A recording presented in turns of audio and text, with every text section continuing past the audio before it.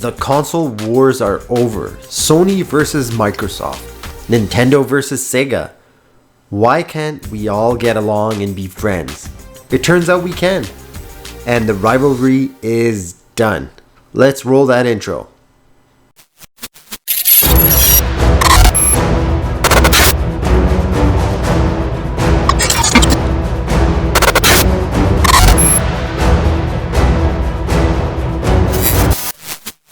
Console wars. What are they?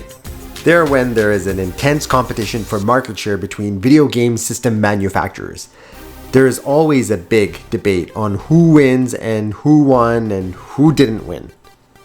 Many argue that it should be about who sold the most consoles or who made the most money.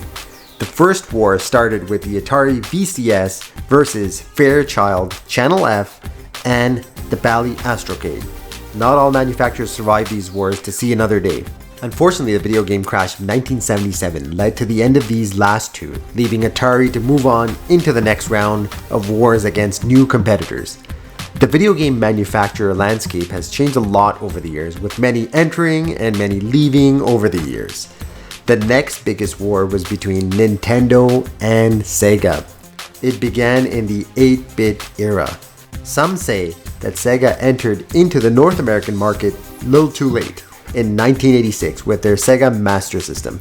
This was way after Nintendo had a huge lead already with their Nintendo Entertainment System, or also known as the NES, that was available in North America a year earlier in 1985. What followed next was that each manufacturer released a brand new and much more powerful version of their systems, with Sega releasing the Sega Genesis, or Mega Drive as it's known in certain parts of the world, and Nintendo following suit with the Super Nintendo. Then there was the Mega CD, 32X, Sega Saturn, Nintendo 64. This is where the tide shifted. An entertainment company known for making great TVs walks in to disrupt the industry with their PlayStation. They took gaming and turned it into a mainstream entertainment industry, which has since surpassed even Hollywood. The following numbers speak for themselves. Worldwide sales figures, with PlayStation leading the pack with about 102 million, Nintendo 64 following with roughly about 33 million, Sega not doing so good with their Saturn and barely even hitting 10 million, and 3DO Interactive, never gonna hear about that again, or that system, unfortunately. The next generational war has also 4 competitors, with many indication that this video game console war only had enough room for 3 manufacturers. Microsoft entered the market with their original Xbox. We said goodbye to 3DO in the previous generation, and this is also when we saw the end of Sega as well. This is where PlayStation 2 led with 150 million units sold. Xbox, brand new competitor in the gaming world with 24 million. GameCube, roughly about 22. And Sega, unfortunately, this was their last console release with only about 10.6 million systems sold. Sony's dominance was unstoppable, and many saw Microsoft's entrance into this market as a blessing and a reality check to ensure that both keep working hard to bring their A game to the table for us gamers. It should be noted that the Xbox 360 beat the PS3 with a 18.7 to 12 million units sold in North America. It was also great to put Nintendo back on the map again after 2 generations of sluggish sales compared to the others.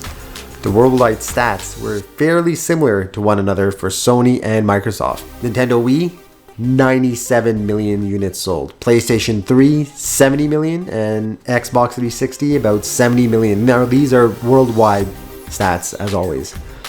As wars are heating up amongst these 3 manufacturers with their existing Xbox One, PlayStation 4, and the Nintendo Switch, the next generation of Series X, PlayStation 5, and the Switch Pro, maybe? Console wars should not incite hate amongst gamers. We should say goodbye to fanboyism as well. With all of these games supporting crossplay, do these wars even matter anymore from a gamer's perspective? I don't think so. Microsoft is playing nice with Sony and have continued to support Minecraft on their console. This 15-year war is coming to an end, as last year they announced a partnership for Sony to use Microsoft's cloud experience to help them with their future streaming services. The two companies will explore joint development of future cloud solutions in Microsoft Azure to support their respective game and content streaming services, reads a statement directly from Microsoft.